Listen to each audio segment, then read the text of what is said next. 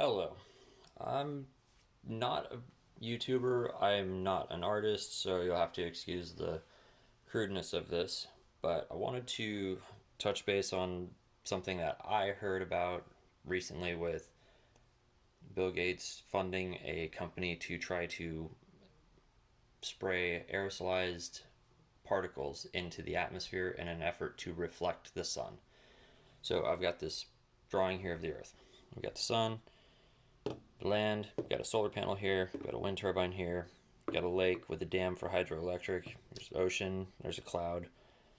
Now, the way this all works, you've got your sunlight comes down, heats the surface of the water. As the water heats, it evaporates, forms into clouds. As it hits the land, it warms the land, and then that in turn warms the air above it, which rises. Now, as that air rises, it takes and pulls the cooler water from over the ocean inland in the form of wind. Now, this brings storms with it, brings precipitation. Yeah, that's where you get your snow for the mountains. You've got rainfall goes into the lakes and rivers, and agriculture. You know, you've got to have water to have crops grow. Also, sunlight helps the crops grow. Now, if you were to take and block out a portion of the light coming off of the sun, where it's not all reaching here, you're going to take and reduce the amount of warming that's happening with the water, so there won't be as much evaporation. Less evaporation means less water is going to be in the clouds to be able to rain. Less heating on the land means there won't be as many thermal updrafts of the air where it's going up to pull the air in from the ocean, so there won't be as much wind. People might not think that's necessarily a bad thing, but if you've got less water for the rain, you've got less rain on your crops, you've got less snowfall in the mountains, so less snowpack that's going to melt and refill your reservoirs and your dams and keep your rivers flowing. Less rainfall to feed into that as well. Now, less wind, so your turbines could be impacted, wouldn't have as high of an output. Less sunlight, so your solar panels wouldn't have as much output. Less water, so you'd be limited on your hydroelectric options. Where this comes into play to me is that everything is being pushed to go electric. They want your houses to be electric, they want your cars to be electric, they want trucks to be electric. If you're reducing the amount of electricity that you can produce, how is that going to be sustained?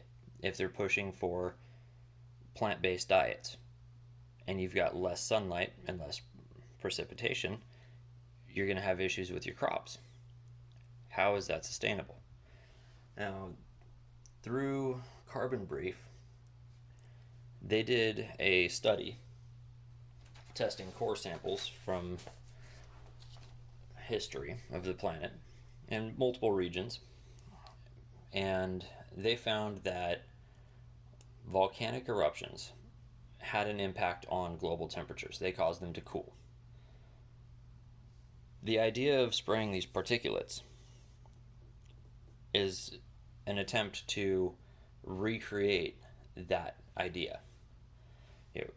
Replicate those conditions. So you've got these particulates, they act similar to what the clouds from the volcanic ash did, filter out light so it doesn't reach the planet. Idea is to cool it. Well, what they found when they were studying these ancient volcanic eruptions is that it impacted agriculture-based societies.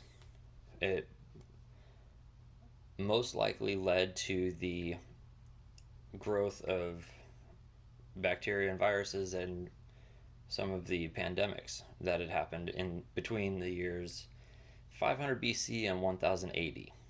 And they're saying that 15 of the 16 coldest summers in that range were due to volcanic eruptions. They immediately followed them. Now, one of the things that comes from that is they had a decimation of populations.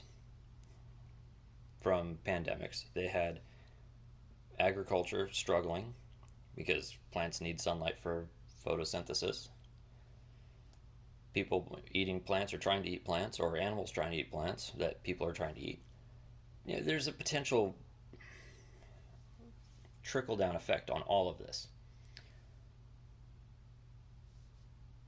Uh, there's nothing saying that for sure this will happen, but there's also nothing saying it won't. This is untested science, and it's something that I think should be looked into and discussed as a whole by humanity as a whole, as opposed to an eccentric billionaire going, "Oh, this seems like a good idea. Let's do this," because it potentially impacts everyone, not just him. Anyways, that's my 2 cents.